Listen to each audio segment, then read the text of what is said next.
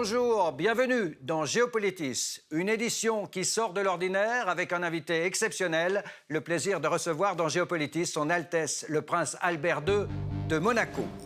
Il est une personnalité engagée pour la sauvegarde de notre planète. Comment fait-il pour alerter les dirigeants des grandes puissances? Le dernier rapport des experts sur le climat sonne comme un cri d'alarme. Courons-nous à la catastrophe écologique?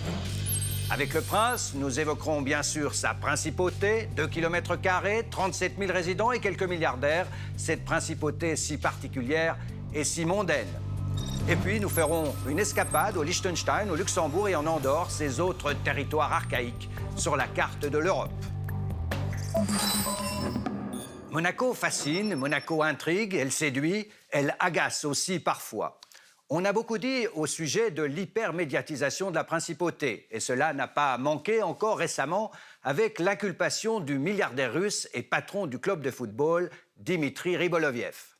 Affaires fiscales, voire même criminelles, péripéties princières, événements mondains, les médias prennent un malin plaisir à focaliser sur Monaco comme s'il n'existait pas en Europe d'autres principautés ou d'autres territoires outre-mer qui offrent aux plus fortunés d'agréables accommodements.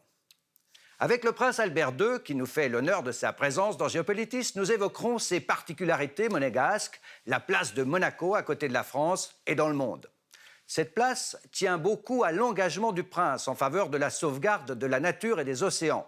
Lui-même s'est beaucoup mobilisé en coulisses pour le succès des accords de Paris. 3 ans plus tard, alors que s'ouvre à Katowice, en Pologne, la COP24, les experts internationaux tirent un premier bilan inquiétant.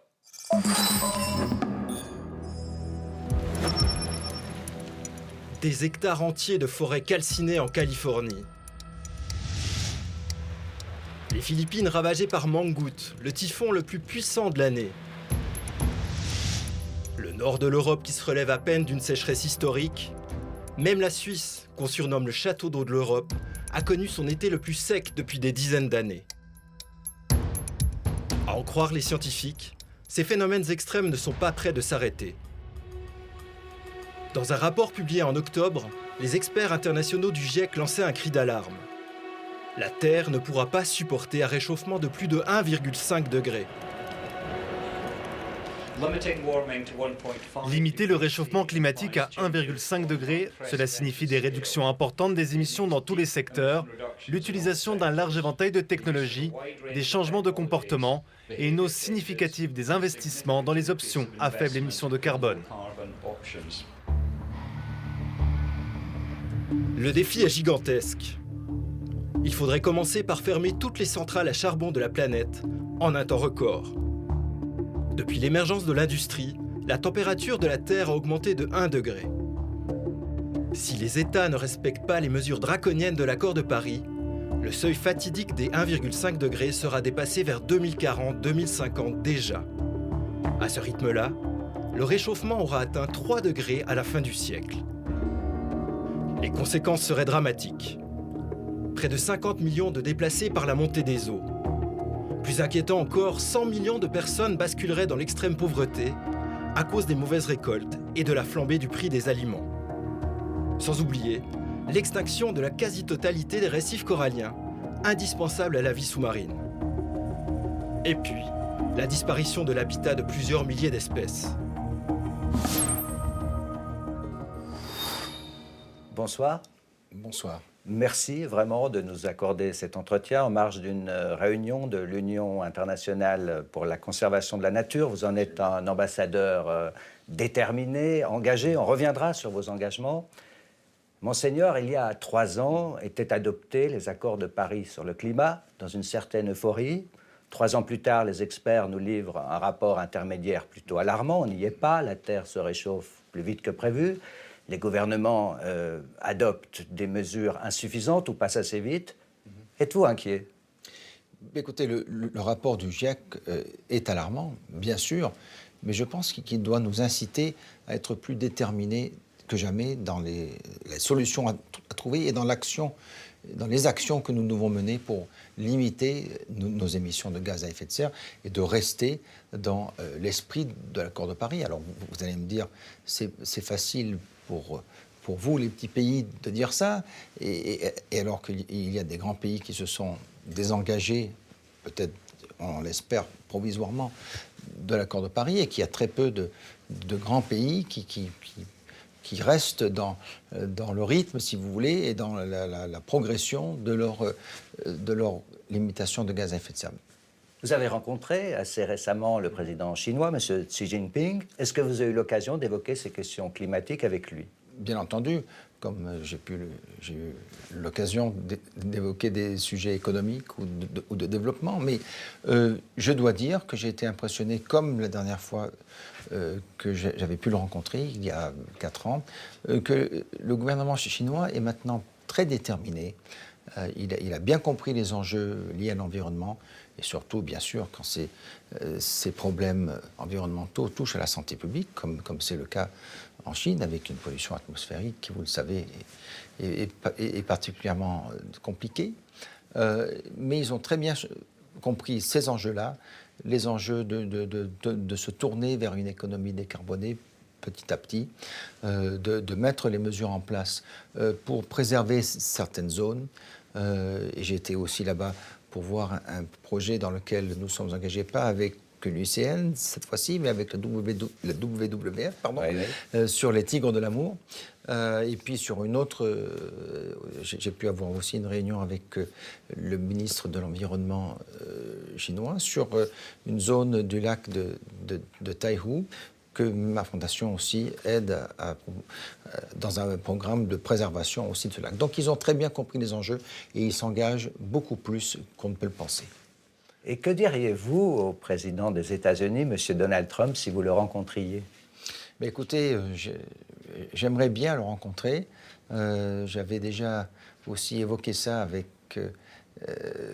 cette possibilité-là avec d'autres amis, dont aussi Bertrand Piccard, pour ne citer que lui, pour essayer de le convaincre, et de lui montrer peut-être d'une autre façon que si nous continuons dans l'esprit, comme disent les Américains, de business as usual, donc d'une façon de faire qui, malheureusement, nous mène droit dans le mur, eh bien, nous allons avoir de graves problèmes. C'est ainsi que vous concevez votre rôle de chef d'État, même si c'est le plus petit État du monde, mobiliser les gouvernants, sensibiliser les opinions?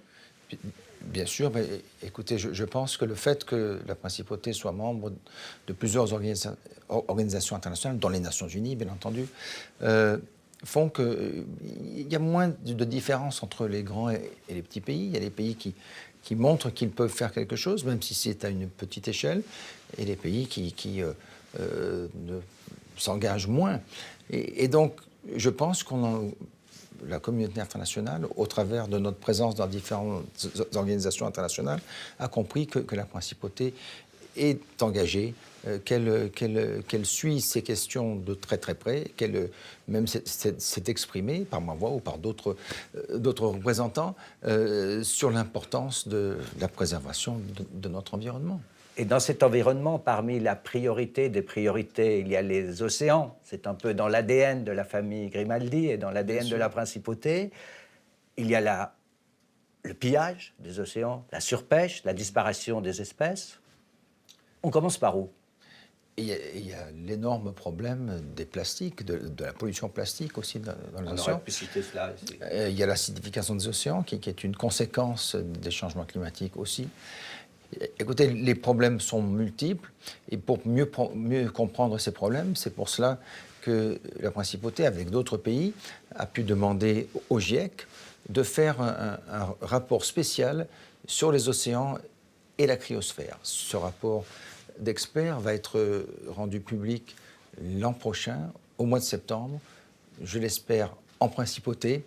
Et donc là, on aura une meilleure idée sur non seulement les dangers les plus pressants qui menacent les océans, mais aussi sur le rôle des océans dans la mitigation des problèmes liés au changement climatique.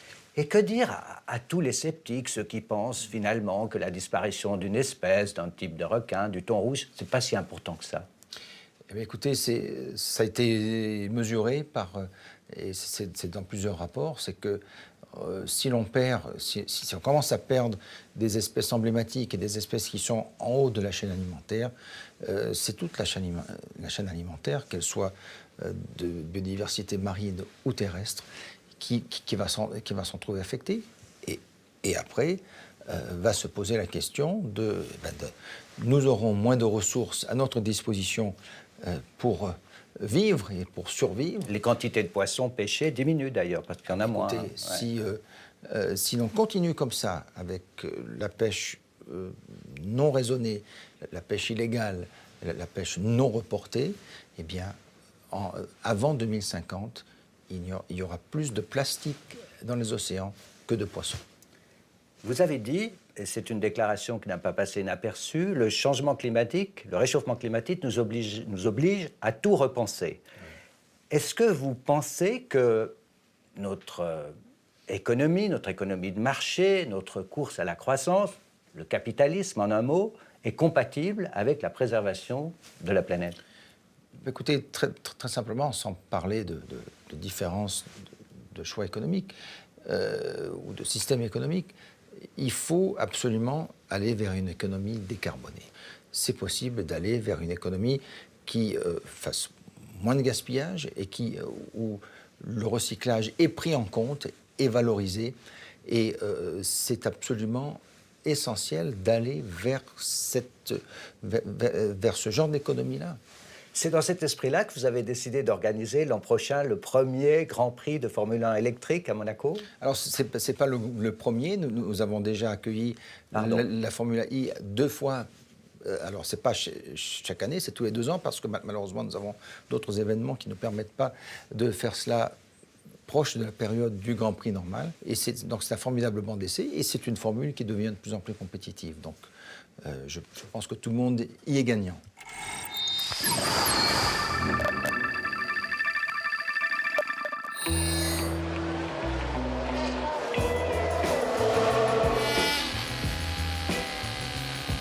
Monaco, son Grand Prix de Formule 1 bientôt centenaire. Ses yachts, ses fastes mondains, ses casinos, son festival de télévision, son lot de vedettes. Monaco exporte depuis des décennies cette image de luxe carte postale. Et pourtant, sur ce territoire minuscule, à peine 2 km², perdure l'une des plus anciennes dynasties d'Europe.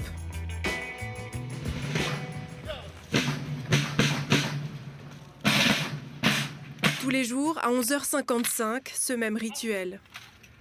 Monaco relève sa garde, immuable comme la famille Grimaldi qui règne sur ce rocher depuis plus de 700 ans. Monaco est une monarchie particulière. Le pouvoir de ses princes est encadré par une constitution. À Monaco, le souverain est aussi le chef de l'État. Il nomme son Premier ministre et les 5 autres membres du gouvernement. Mais la France a toujours un droit de regard sur la nomination du Premier ministre. Monaco a aussi son Parlement, le Conseil national. 24 membres élus pour 5 ans par les quelques 9000 citoyens monégasques. La principauté perpétue ainsi une dynastie catholique, où le religieux tient toujours une grande place. L'interdiction de l'avortement est encore en vigueur à Monaco. Dans la charité du Christ, donnez-vous la paix.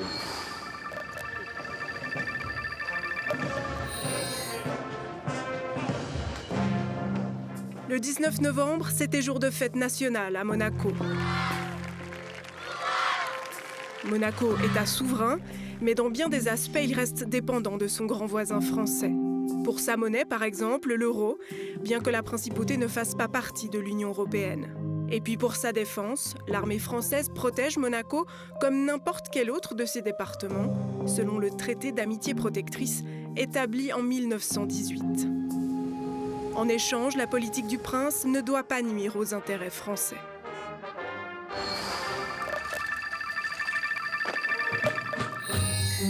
Monaco se porte bien, même très bien.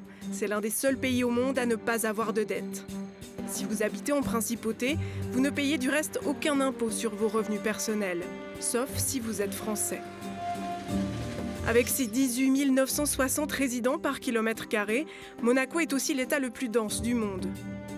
Depuis les années 50, la principauté gagne quelques arpents de territoire et veut encore s'agrandir. À défaut de pouvoir grignoter sur la France, elle doit s'étendre sur la mer. Ces caissons de béton géants ont pris place cet été à 100 mètres du rivage. À l'anse du Portier, ils formeront d'ici 5 ans un nouveau quartier d'habitation et d'affaires. C'est encore 6 hectares de gagnés pour Monaco. Vous êtes le chef d'État, le prince gouvernant d'un État, le plus petit du monde, mais avec ses caractéristiques, une très forte densité. Le plus petit après le Vatican. Après le Vatican, mais qui n'a pas son siège à l'ONU, Voilà. le Vatican. Avec ses caractéristiques, une très forte densité de l'habitat, une très forte densité de population, et si j'ose ajouter le mode de vie, le train de vie de ses habitants, malgré tout cela, est-ce que Monaco réussira à atteindre les objectifs du climat? Écoutez, nous faisons tout pour y parvenir. Nous allons, je cite juste un exemple, à part les autres mesures que nous avons mises en place.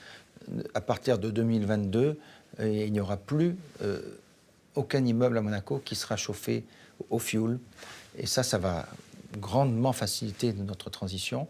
Il y a un livre blanc qui a été fait, il y a un pacte de transition énergétique qui a été présenté l'année dernière et qui a été signé par la plupart des acteurs économiques de la principauté, par les pouvoirs publics aussi, et par des privés. Et donc nous sommes nous avons déjà réduit de quelques 21% nos émissions de gaz à effet de serre, et nous sommes tout à fait encore dans le rythme pour atteindre les 50% à l'horizon 2030 et la neutralité carbone à l'horizon 2050. Monseigneur, ce sera ma dernière question. Vous-même, votre famille, la principauté est l'objet d'une observation médiatique intense, toujours, depuis longtemps. Est-ce que cette hypermédiatisation vous gêne? Est-ce qu'elle ne nuit pas à la visibilité de votre engagement pour la nature?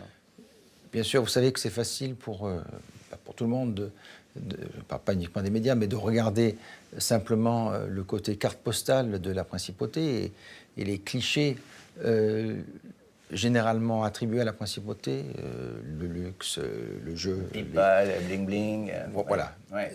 Si vous permettez, il faut regarder derrière la scène et voir que c'est un pays qui travaille, c'est un pays qui a une grande diversité de populations résidentes.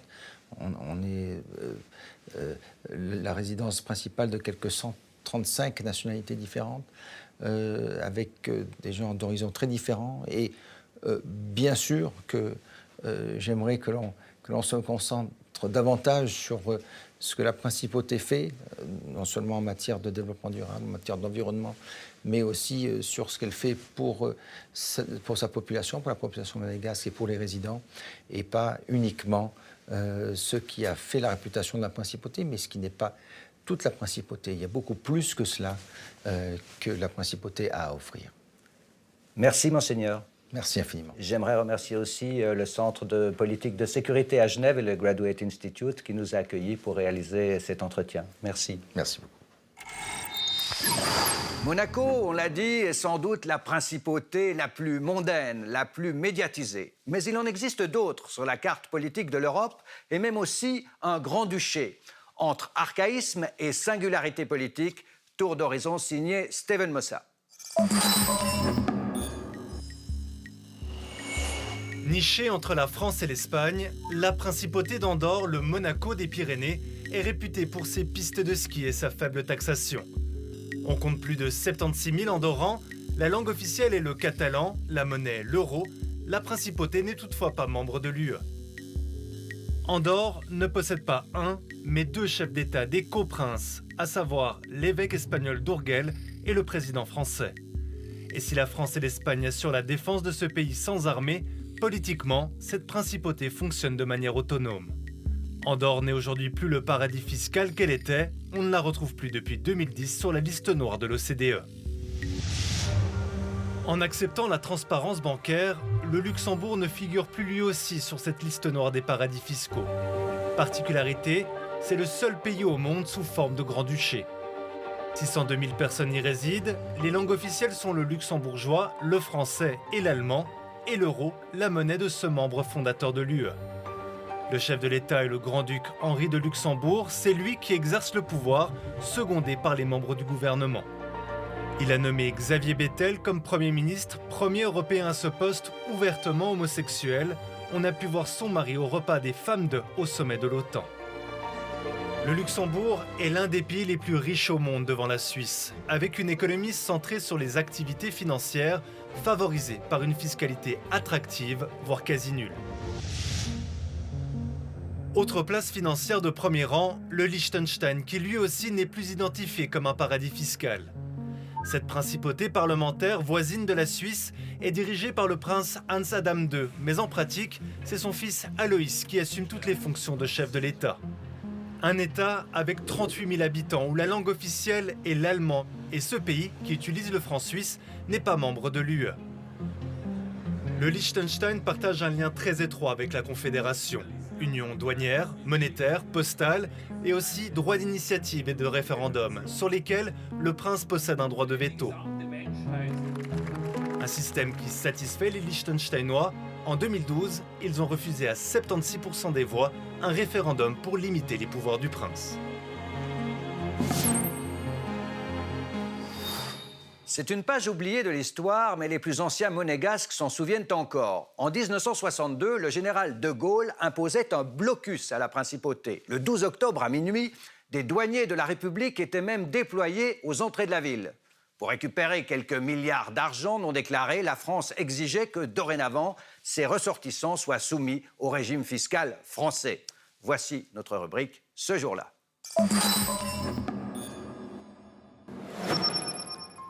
150 hectares, 60 carabiniers, 20 pompiers, un colonel. Du soleil à longueur d'année, un peu plus de 2000 monégasques, mais 12 500 étrangers. La France a découvert au fond ce qu'elle savait. En moins de 10 ans, 2000 sociétés, dont 542 anonymes, se sont installées à Monaco. 30 sociétés à l'hectare, chiffre que Tanger, Shanghai ou Macao n'ont jamais connu. La France prétend que ses intérêts sont gravement menacés. Son ultimatum a provoqué une véritable panique. 52 milliards, dit-on, ont déjà pris le chemin de banques étrangères. Je crois que le différend actuel est dû au fait d'abord d'une mauvaise information du gouvernement français, d'une mésinterprétation peut-être de la situation actuelle, et aussi du fait que le gouvernement français, je crois, est assez opposé au principe même de l'expansion économique de la principauté, qui a été très vite et très rapide, puisqu'en 18 mois, le visage même de la principauté a été modifié. Et pourquoi cet éclatement si soudain? De la principauté elle-même? Non, de la situation entre la France et la principauté. Pourquoi? Parce que nous avons été à Paris pensant pouvoir négocier. Et ce n'est que pendant le séjour de la délégation à Paris qu'on s'est aperçu que la négociation n'était pas prévue. Mais qu'à ce moment-là, on voulait simplement, peut-être même dans un esprit de représailles, nous imposer un alignement fiscal avec le système français. Le prince finira pourtant par céder. Au printemps 1963, le 18 mai, un accord était conclu obligeant les Français de Monaco à payer l'impôt de la République. De même, les sociétés réalisant plus de 25% de leur chiffre d'affaires hors de la principauté. La souveraineté monégasque s'en trouvait égratignée, mais au moins le conflit fiscal avait été résolu. Monaco pouvait rester pour tous un paradis, sauf pour les Français. Après cette émission, vous pourrez faire un tour sur le site de la Fondation du Prince Albert II en faveur de l'environnement. Le rapport des experts intergouvernementaux sur le climat évoqué en début de cette émission est à disposition sur le site du GIEC, en anglais IPCC, publié en octobre dernier. Les projections sont alarmantes. D'ici 2030, la Terre se sera déjà réchauffée de 1,5 degré, soit le maximum tolérable pour notre planète. Le GIEC souligne qu'arrêter le réchauffement implique des transformations radicales dans tous les secteurs et une mise en œuvre des mesures immédiates. Enfin, spécifiquement à propos de la principauté de Monaco, a signalé la conférence donnée par Grégory Moscato. C'était au Festival géopolitique de Grenoble en mars 2017, disponible sur la page YouTube du festival. L'un des aspects, je dirais pourtant le plus visuellement typique de Monaco n'y apparaît pas vraiment. C'est l'activité de casino et de jeux qui, contrairement à ce que l'imagerie populaire, joue un rôle extrêmement mineur dans, je dirais, le poids en tout cas de l'économie monégasque. C'est tout pour aujourd'hui. La semaine prochaine, un tout autre monde vous sera décrypté dans Géopolitis, islamisme et radicalisation au sud du Sahara. Merci de votre fidélité. À bientôt.